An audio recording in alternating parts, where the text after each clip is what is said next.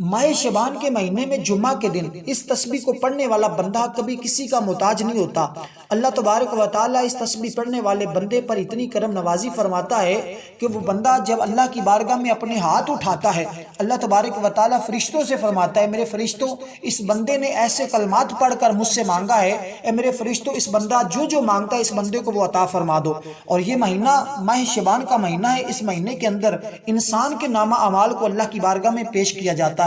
پچھلے سال کے اندر جو کچھ آپ نے عمل کیے ہیں، نیکیاں کیے ہیں یا گناہ کیے ہیں، جو کچھ بھی آپ نے کیا ہے وہ سارا کا سارا اللہ کی بارگاہ میں 15 شعبان کو پیش کر دیا جاتا ہے، اور 15 شعبان کے بعد اگلا سال جو آپ کا آنے والا ہے اس کے بارے میں لکھ دیا جاتا ہے، اور فرشتوں کو ایک نیا رجسٹر دیا جاتا ہے کہ یہ بندہ اس سال میں موت ہو جانی ہے یا اس بندے نے زندہ رہنا ہے۔ وہ تمام چیزیں لکھ دی جاتی ہیں، اس بندے کو اس سال کے اندر کتنا روزگار ملنا ہے، اس کو کاروبار میں کتنی ترقی ہونی ہے، اس بندے کے کتنی مشکلات میں اضافہ ہونا ہے اور کتنی مشکلات ختم ہو جانی ہیں۔ اگر بندے کی خوشحالی کا سال ہو تب بھی لکھ دیا جاتا ہے، پریشانیوں کا سال ہو تب بھی لکھ دیا جاتا ہے۔ اور اگر آپ چاہتے ہیں آپ کا آنے والا سال خوشیوں کا سال ہو، غموں سے نجات کا سال ہو، آپ کی ہر حاجتیں پوری ہوں، آپ پریشانیوں سے نکلنا چاہتے ہیں، تو پھر اس قیمتی عمل کو جمعۃ المبارک کے دن ایک مرتبہ ضرور پڑھ لیجئے گا۔ یہ قرآن مجید کی سب سے چھوٹی سورت جس کو سورت کوثر کہا جاتا ہے، یہ سورت کوثر کا بڑا نایاب عمل ہے، بڑا قیمتی عمل ہے۔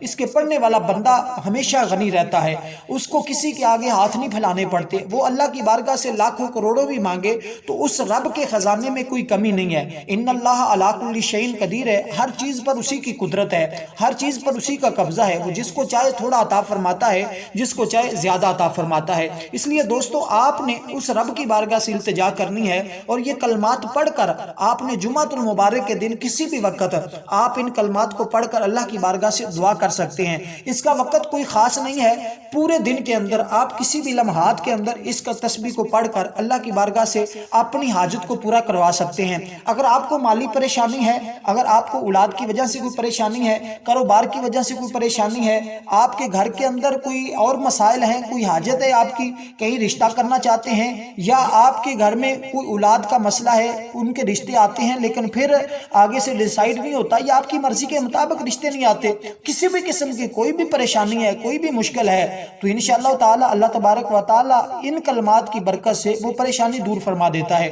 اس لیے کہ اس مہینے کے اندر اللہ تبارک و تعالی کی حبیب نبی اکرم نور مجسم صلی اللہ علیہ وسلم کا یہ مہینہ ہے، اور اس مہینے کو آقا علیہ السلام نے پسند فرمایا ہے، اور یہاں تک فرمایا کہ رجب اللہ کا مہینہ ہے، شعبان میرا مہینہ ہے۔ اور جس کو حضور اپنا مہینہ کہیں تو حضور کا وسیلہ دے کر اس مہینے کے اندر اگر رب کی بارگاہ میں رب کا ذکر کر کے اور اس کے حبیب کا وسیلہ دے کر مانگے تو وہ تو رب فرماتا ہے کہ میں تو سب کچھ بنائی اپنے حبیب کے لیے ہے، یہ ساری کائنات بنائی آقا علیہ السلام کے لیے ہے۔ تو جو مہینہ حضور کو پسند ہے اس مہینے کے اندر پھر یہ دن بھی تمام دنوں کا سردار دن ہے، جمعۃ المبارک کا دن۔ اور یہ سورت اگر اس وظیفے کو میں یہ کہنا چاہوں کہ یہ وظیفہ تمام وظائف کا سردار ہے تو یہ بلا مبالغہ ہے، اور یہ تمام وظائف کا سردار نظر آتا ہے، اس لیے کہ اس وظیفے کے کرم نوازی اور اس کی کرامات ہی اتنی ہیں اور اس کے معجزات ہی ایسے ہیں کہ یہ اپنے پڑھنے والوں کی ہر حاجت کو اللہ کی بارگاہ سے پورا کروا دیتا ہے۔ دوستو اس لیے آپ نے اس عمل کو مکمل طور پر سمجھ کر کیجئے گا۔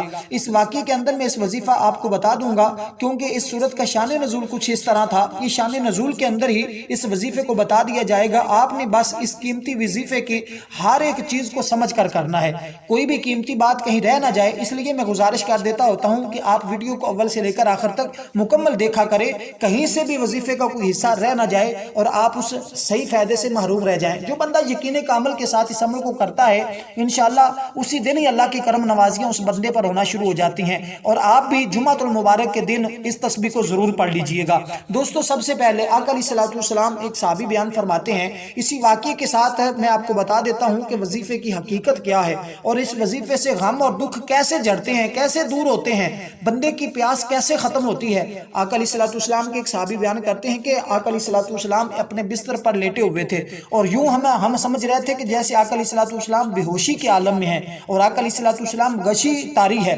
اور فرماتے ہیں کہ اس کے بعد کچھ دیر کے بعد ہم نے دیکھا حضور علیہ السلام اپنے بستر سے اٹھے اور مسکرا رہے تھے، اور صحابہ بیان فرماتے ہیں کہ ہم نے آقا علیہ السلام کی بارگاہ میں عرض کی، یا رسول اللہ صلی اللہ علیہ وسلم مسکرانے کی کیا وجہ ہے، اس میں کیا حکمت ہے؟ تو آقا علیہ السلام نے فرمایا، میرے صحابہ آپ جانتے نہیں اللہ کی بارگاہ سے میرے اوپر ایک ایسی صورت کا نزول ہوا ہے جس میں اللہ تبارک و تعالیٰ نے مجھے کوثر عطا فرمایا ہے۔ تو صحابہ نے عرض کی یا رسول اللہ وہ کوثر کیا ہے؟ تو آقا علیہ السلام نے فرمایا میرے صحابہ وہ کوثر ایک ایسا جنت کے اندر ایک ایسا سمندر، ایک ایسا دریا، ایک ایسی نہر ہے کہ جب قیامت کے دن میرے امتی پل صراط پر معاشر کے میدان میں کھڑے ہوں گے، میں اپنی امتیوں کو اس میں سے ایک ایک جام بھر کر پلاؤں گا، اور دوبارہ وہ جو 50 سال کا ایک دن ہے اس پورے دن کے اندر کبھی بھی میرے امتی کو دوبارہ پیاس نہیں لگے گی۔ تو یہ صورت ایسی ہے، یہاں تک کہ صوفیاء فرماتے ہیں اگر رمضان المبارک کے مہینے میں بندہ روزہ رکھے، اور اس مہینے کے اندر حضور کثرت کے ساتھ روزے رکھتے تھے، اور فرماتے ہیں جو بندہ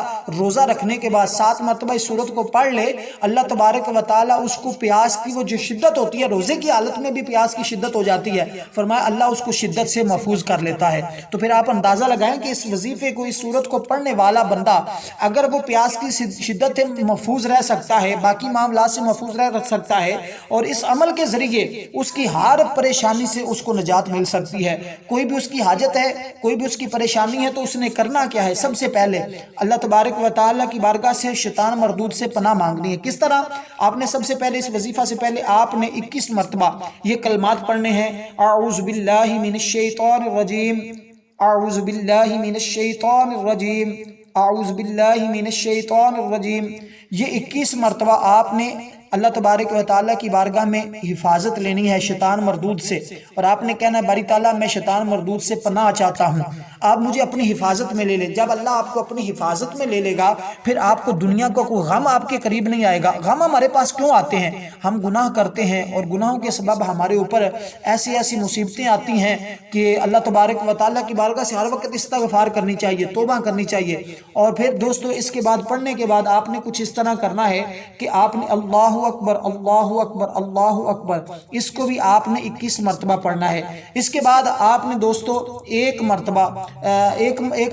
آپ نے بسم اللہ الرحمن الرحیم پڑھنا ہے۔ اس سے پہلے آپ نے 7 مرتبہ یا 11 مرتبہ درود پاک پڑھنا ہے۔ اب درود پاک کون سا پڑھیں گے؟ آپ جو آپ کو آسانی کے ساتھ آتا ہے، درود ابراہیم پڑھنا چاہتے ہیں وہ پڑھ لیں، یا آپ صلی اللہ علیہ وسلم، یہ سب سے چھوٹا درود پاک ہے، یہ پڑھنا چاہتے ہیں یہ پڑھ لیں۔ دونوں میں سے جو درود پاک آپ کو آسان لگتا ہے آپ وہ درود پاک پڑھ لیں۔ اس کے بعد دوستو آپ نے 1 مرتبہ بسم اللہ الرحمن الرحیم پڑھنا ہے، اور پھر 33 مرتبہ سورۃ کوثر پڑھنی ہے، انا اعطیناک الکوثر، مطلب ایک دفعہ بسم اللہ پڑھی بسم اللہ الرحمن الرحیم، اس کے بعد پڑھیں گے انا اعطیناک الکوثر